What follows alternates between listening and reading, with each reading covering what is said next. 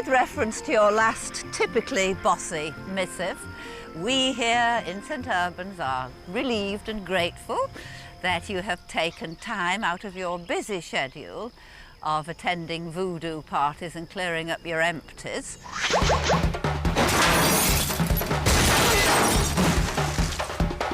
to organise all of our lives, including where we live and with whom. Now, I might say that my initial reaction was, who does she think she is and what planet is she living on? But after sitting in quiet reflection here in Melbourne's marvellous Olympic Park... Olympics? What's she on about? Or on? They were held in Sydney. I knew you were going to say that, but the Olympics were held here in 1956. As I'm sure you remember, just without the benefit of Kylie, surrounded by the fruits of human endeavour. Well, I have managed to calm down and to get some perspective on things, and that's without recourse to marijuana tea. Well, maybe just a drop. Oh, well, in the spirit of the Olympiad. I have managed to see things from your point of view, distorted and erroneous as that might be. Distorted? Erroneous? Me? Who had the breakdown, Irene? Ask yourself that.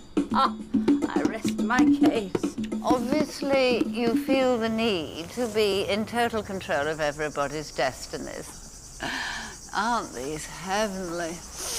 Ooh, I wonder if they're edible. So, why not channel that dominance disorder into preparing yourself to face the challenge of our own UK Olympics?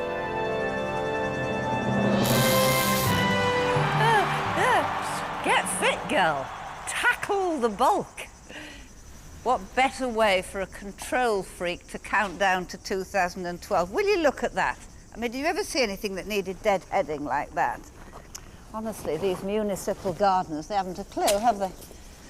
And what on earth is a Guzmania doing there among the Hedychium forestae?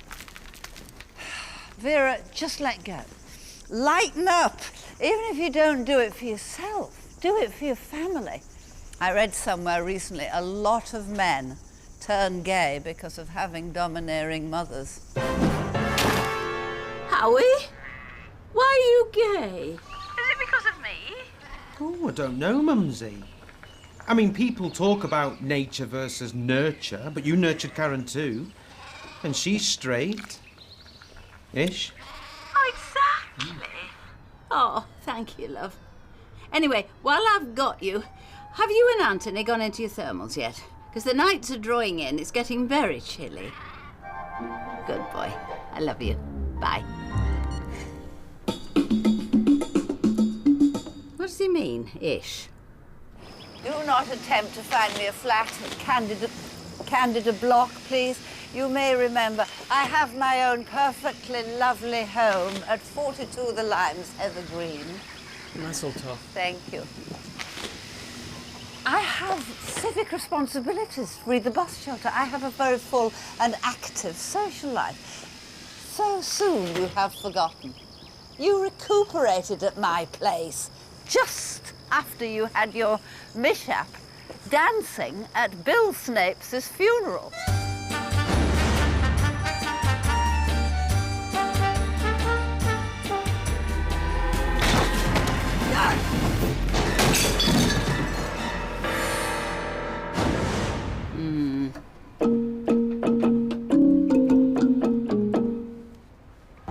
You, of course, can't be expected to know that St John has done Karen the honour of asking for her hand in marriage.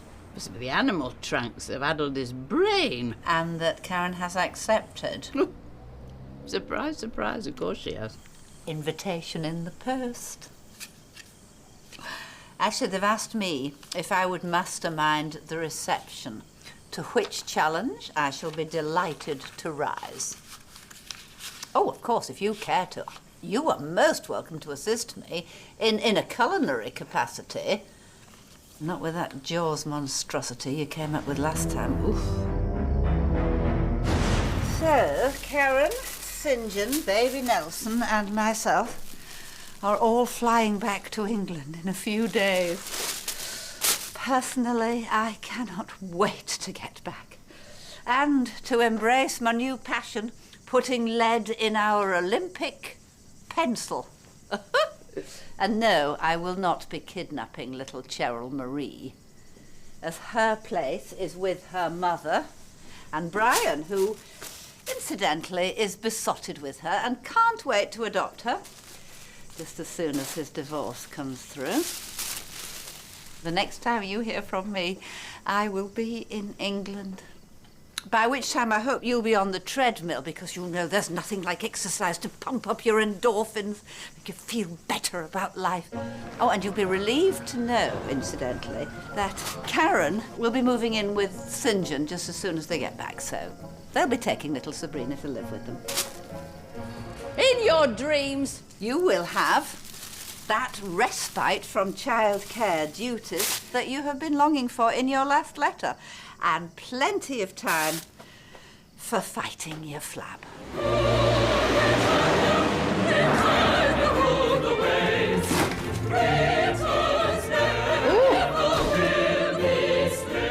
Irene, since you have opted to completely and, in my opinion, willfully misunderstand all the helpful suggestions I made with only goodwill and loving friendship in mind, I've decided all future communication will be through my solicitor.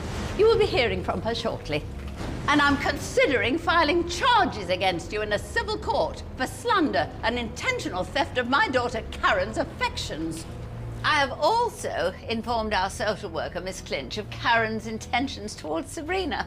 And if her reaction was anything to go by, she'd bungee jump off Everest first. And you may like to know, as indeed might Karen, that according to my son Howard, St. John's wonderful house with grounds consists of a bothy surrounded by a nettle patch, and he narrowly escaped being struck off the veterinary register for the overuse of animal tranquilizers. Oh, not again. That's just sad. Well, I don't give a crying baby much of a chance in that household.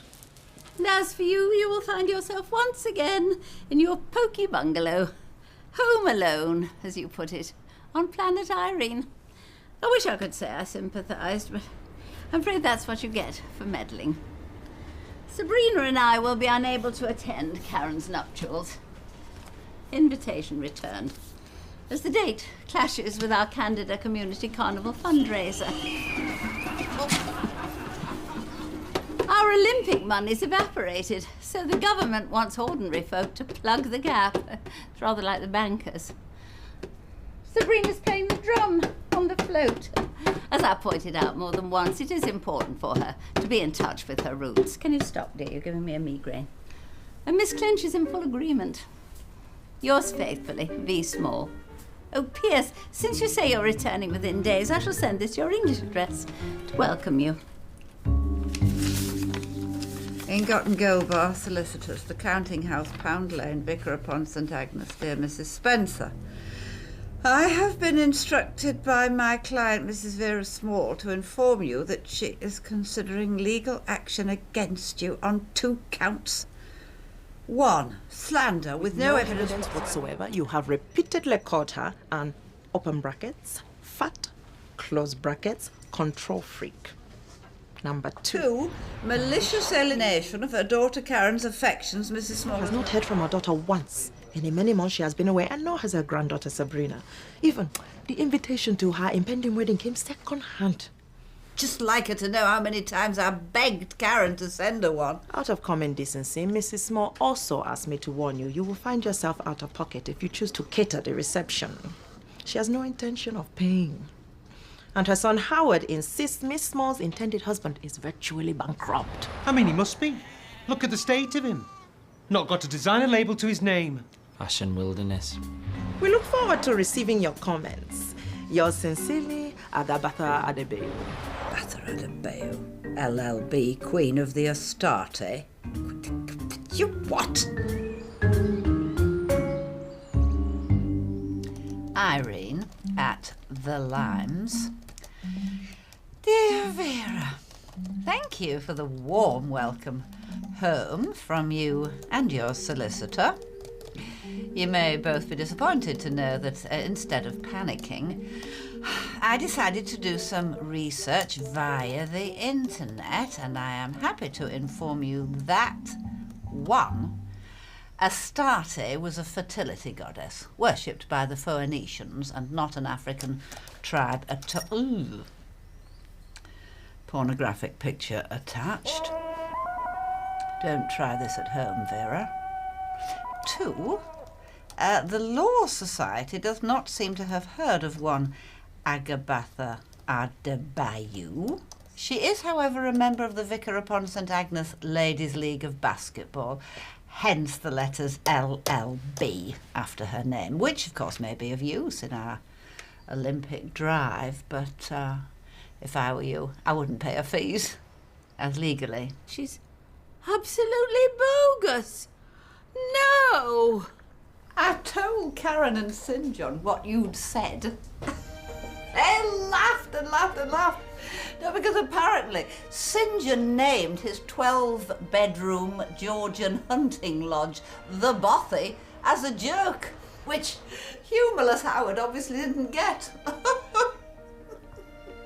And as for the animal tranquilizers are concerned, well, apparently once, while wrestling with one of Howard and Anthony's more aggressive rams, St John accidentally jabbed his own rather than the creature's bottom, inadvertently sedating himself for several hours. As you are obviously so distressed to miss the wedding of your only daughter due to a prior commitment with a steel band on a milk float, Karen has decided to move the date of the wedding.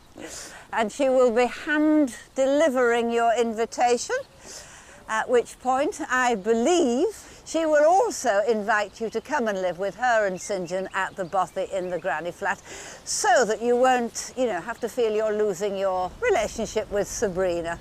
Fat chance of that. All for now, as I've just come from an emergency meeting of the Heather Green Village Bus Shelter Fund Committee. Do you know, I left them with a few things to do whilst I went to Australia, and they have done absolutely nothing. So, I have organised a do-it-myself digging of the foundations event this very morning.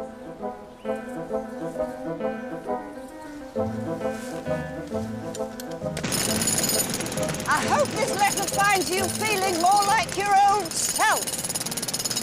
If so, let's start planning the menus for the wedding. Yours, remembering a long and trusty relationship, Irene. The coach house apartment, the Bothy, Long Lane. Oh, you're telling me. It's nearly 2 miles to the gate. Dear Irene, well, here I am, ensconced in the granny flat. Though St John said I look much too young to be one. Oh, what a tease that boy is. And I must say they've bent over backwards to make things nice for me. St John, of course, is just a naturally delightful and kind person, as well as rich and good-looking. Quite the Prince Charming. Oh. Hello. Karen, of course, is no Cinderella, not with her size feet. But for once, she seems to realise how lucky she is, and is a completely changed person. She came to see me at Candida Court of her own devolution.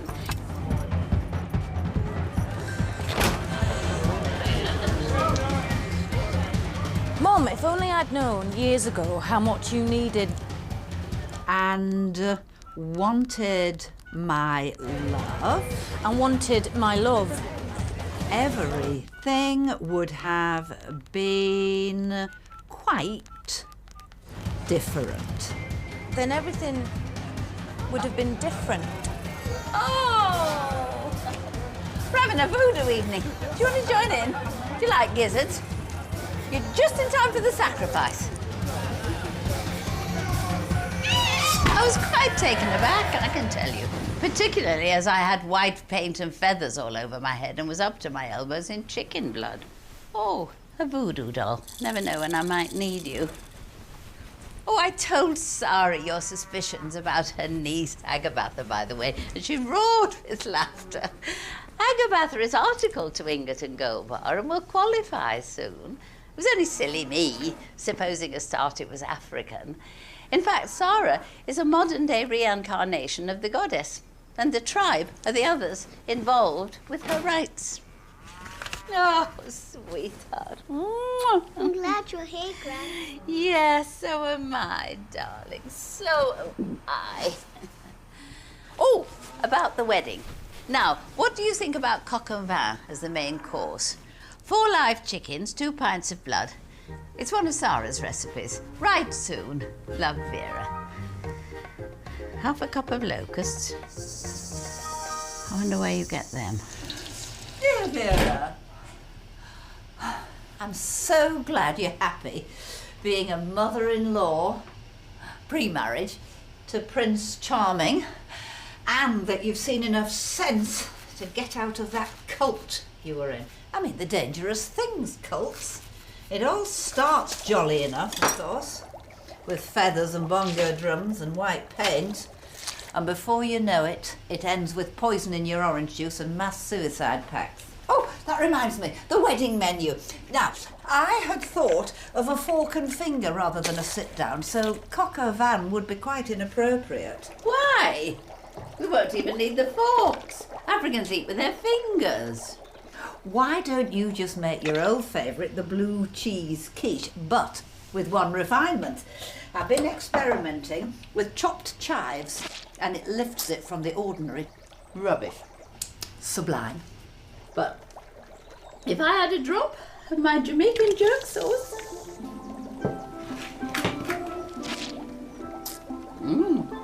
Nasty. Oh, and hold back, would you, on your salmon mousse, just for the moment. Remember the last time I had it at yours, it gave me a bilious attack. Now, I'm so glad that we are friends again. Just let me know, will you, all of your thoughts on the above. Oh, P.S., Vera, I'm going for an Olympic-themed couture. Just letting you know, so there won't be any clashes. Dear Irene, of all the ungrateful, ignorant, bossy, self-opinionated, interfering... I could go on, but I haven't got a dictionary handy. You better hold your tongue, or you'll find one of your bush shelter committee putting poison in your orange juice. And at the moment, I'd be glad to supply it. This is purely medicinal. Oh. Oh. Oh.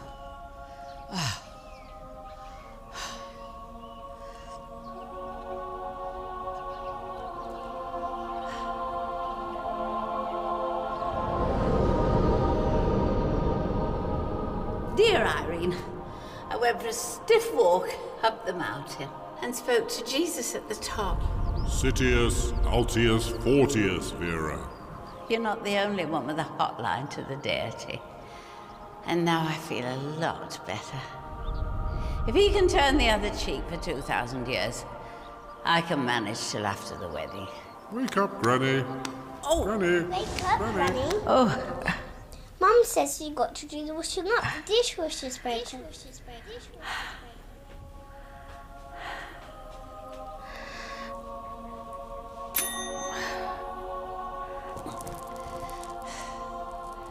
Citius, Altius, Fortius.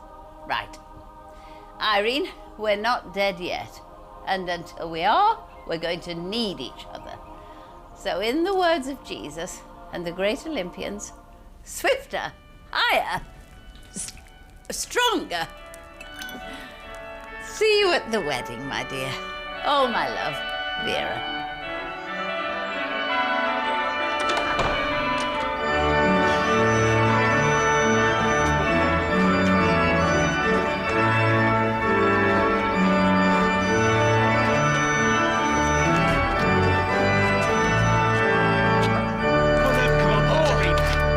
Look, you see? Hey, okay, Karen? Yes, throw it. Go on, Karen. Go on.